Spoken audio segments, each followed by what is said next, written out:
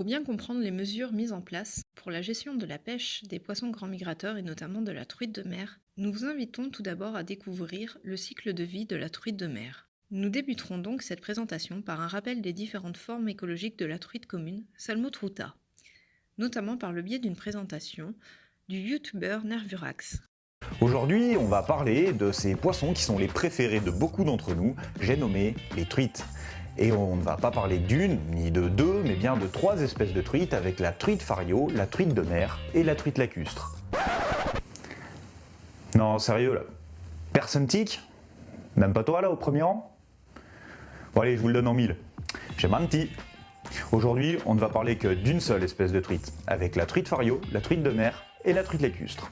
Et si on ne va parler que d'une seule espèce de truite, c'est parce que nos amies mouchetées, qu'elles soient amoureuses des eaux salées ou amphialines pour être plus rigoureux, qu'elles apprécient le calme d'un lac tranquille ou frétillent joyeusement dans le tumulte d'un torrent, sont bel et bien de la même espèce.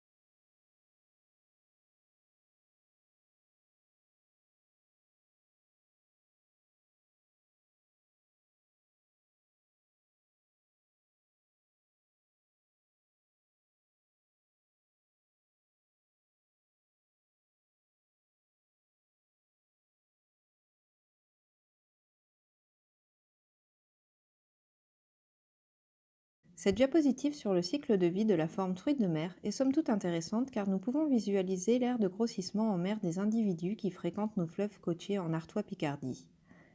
Des informations sont inscrites dans chaque cartouche des différentes étapes de leur stratégie migratoire. Notez bien qu'il est toutefois important de mentionner que ces périmètres délimités, notamment en mer du Nord, peut bien évidemment aller au-delà jusqu'à la province de Zélande en Hollande, voire au large du Danemark. Un autre cycle ici présenté, afin d'introduire la notion des différentes tactiques migratoires ou histoires de vie, avec la cohorte dite FINOC, qui sont des petites truites de mer qui, lors de leur même année de dévalaison entre mars et mai, remontent en août-septembre, soit après un séjour marin de 3 à 5 mois sur nos fleuves côtiers. Cette cohorte ou stratégie de migration est minoritaire dans les populations de truites de mer sur nos fleuves côtiers, contrairement à d'autres bassins, notamment situés dans l'ancienne région Basse-Normandie. Parmi ces individus, seuls ceux qui ont un embonpoint correct peuvent participer activement à la fraie. Mais pour la plupart, ils sont immatures. En Artois-Picardie, mais aussi sur le territoire de l'ancienne région Haute-Normandie, la classe de taille des phoques est élevée. Elle va de 35 cm à 45 cm, voire plus pour certains individus. L'acronyme HM signifie hiver de mer. Le chiffre indique le temps de séjour en mer en nombre d'hivers de mer. Soit un hiver de mer correspond à un séjour pour leur phase de grossissement et de maturation sexuelle en mer de 15 à 18 mois avant d'entamer une migration anadrome, donc de montaison dans un fleuve côtier. Sur les fleuves côtiers d'Artois-Picardie et de Haute-Normandie, la classe de taille de cette cohorte ou stratégie migratoire est comprise entre 42 et 70 cm. Et donc, concernant la stratégie d'histoire de vie des individus de 2 hivers de mer, il peut s'agir d'individus ayant déjà frayé une fois après leur premier séjour en mer, un HM, un hiver de mer, ou d'individus ayant comme stratégie de grossir 2 hivers en mer, soit environ un séjour de 28 mois, pour ensuite effectuer une migration de montaison dans un fleuve côtier. Il est à noter que la phase smoltification s'opère après 1 à 2 ans de vie en rivière sous nos latitudes et donc sur tout le territoire national. D'après les lectures d'écailles, aucun individu sous nos latitudes n'a séjourné 3 ans en rivière avant de se smoltifier.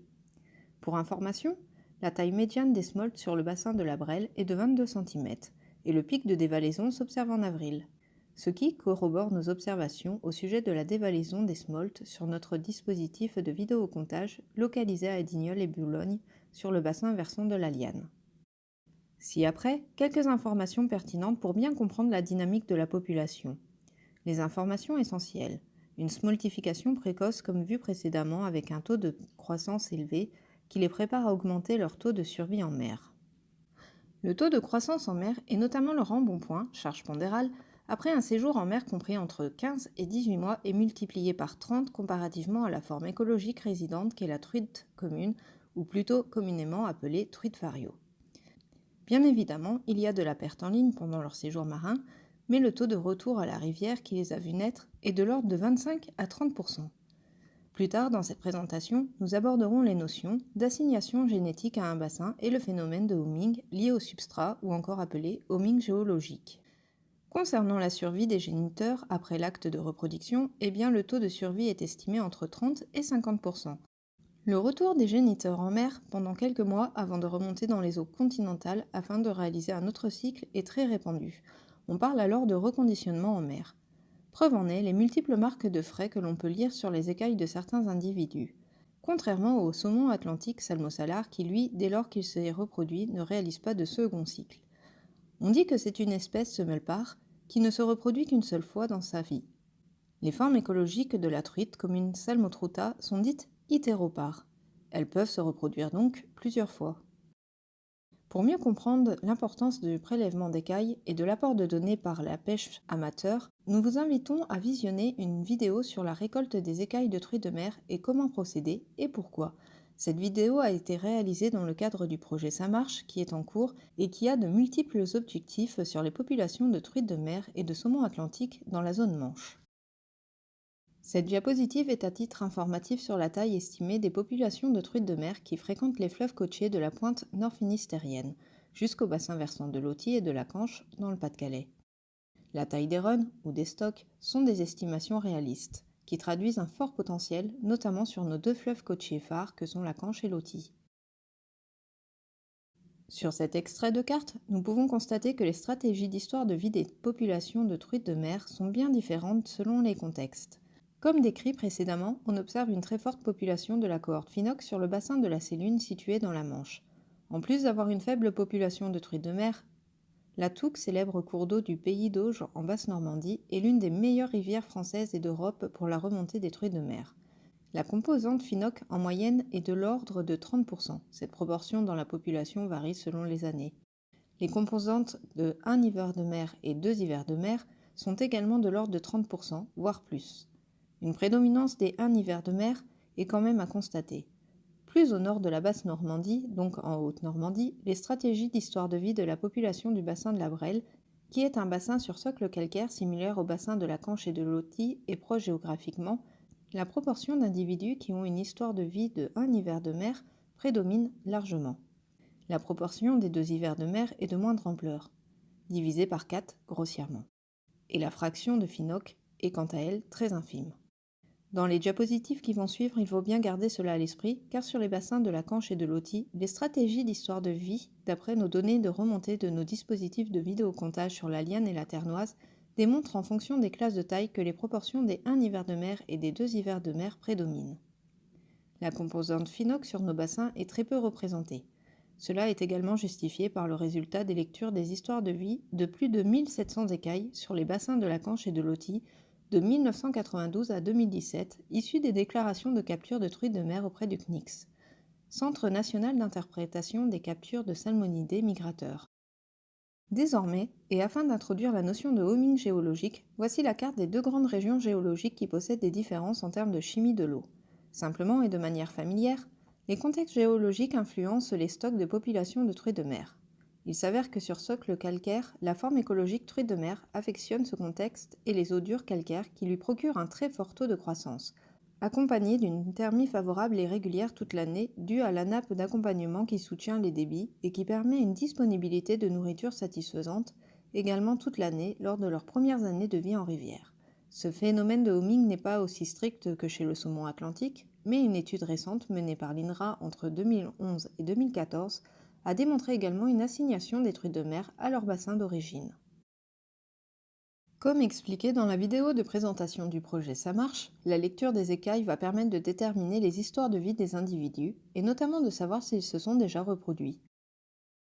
Cette écaille est celle d'une truite de mer capturée sur Loti qui a une taille de 72 cm. La lecture de ces écailles montre qu'elle s'est déjà reproduite 3 fois. En effet, on voit au centre les stries de croissance, ou circuli, assez fins et rapprochés qui correspondent à sa croissance en rivière, notée R. Au-delà, l'espacement entre les stries augmente, ce qui correspond à son grossissement en mer, noté M. On distingue ensuite 3 marques de frais bien visibles ici avec des circuli très rapprochés en alternance avec des phases de grossissement en mer.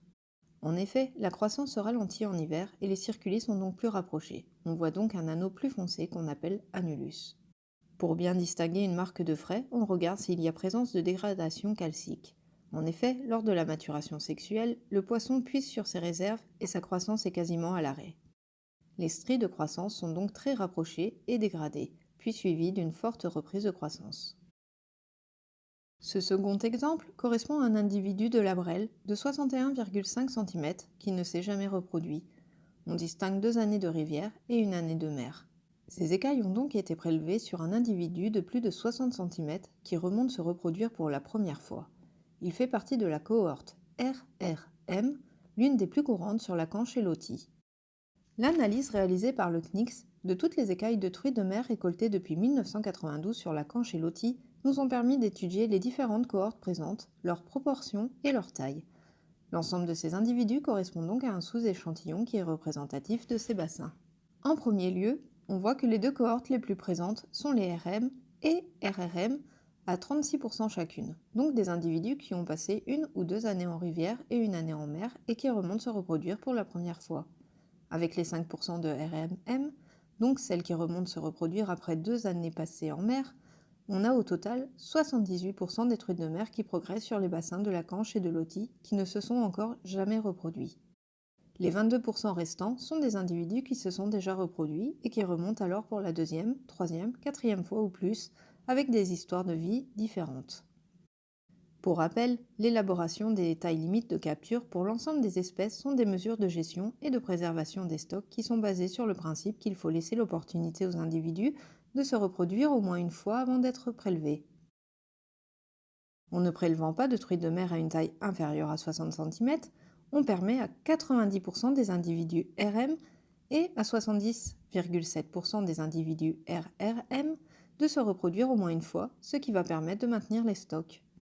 Et concrètement, sur l'ensemble des truites de mer qui remontent la Canche et Loti, cela laisse plus de 42% de poissons prélevables. Pour information, le graphique suivant récapitule les tailles moyennes, minimales et maximales des différentes cohortes de truites de mer qui se sont déjà reproduits. On voit qu'il y a très peu d'individus qui ont une taille inférieure à 60 cm et qui se sont déjà reproduits. Comme nous avons eu plusieurs retours, notamment sur la participation du public au projet d'arrêté de pêche 2022, qui stipulait qu'une taille à 50 cm serait plus adaptée, nous avons refait le même exercice en considérant donc une taille limite de capture à 50 cm. Cette taille limite de capture permettrait aux pêcheurs de prélever 92% des truites de mer. Seulement, cela permettrait également de prélever une très grande proportion des individus qui ne se sont encore jamais reproduits.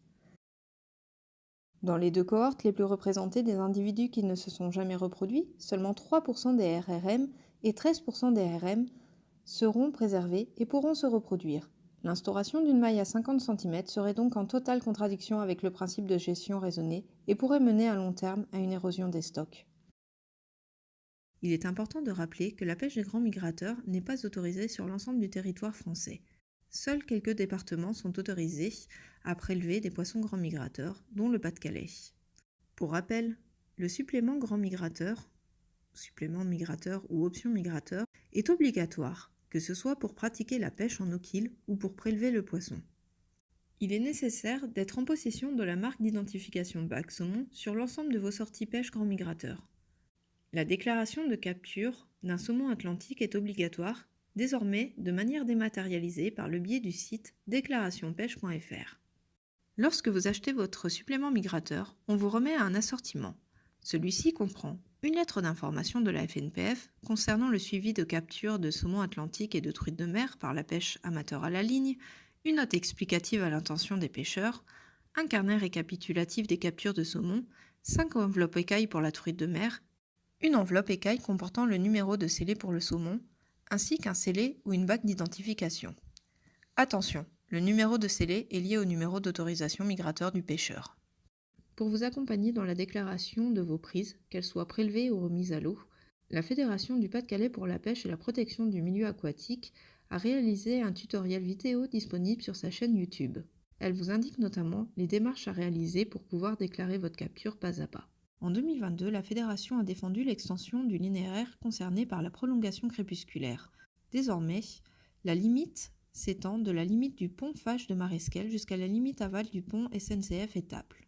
A noter que le parcours de la PPMA d'Edin n'est pas concerné par cette prolongation crépusculaire. Pour rappel, la prolongation crépusculaire ne concerne que la truite de mer. Elle s'exerce 2 heures après le coucher du soleil, uniquement aux leurres artificielles. Il est nécessaire de respecter les règlements intérieurs des associations concernées. Cette extension de la prolongation crépusculaire est un droit associé au cordeau dit pêche autorisée à la truite de mer.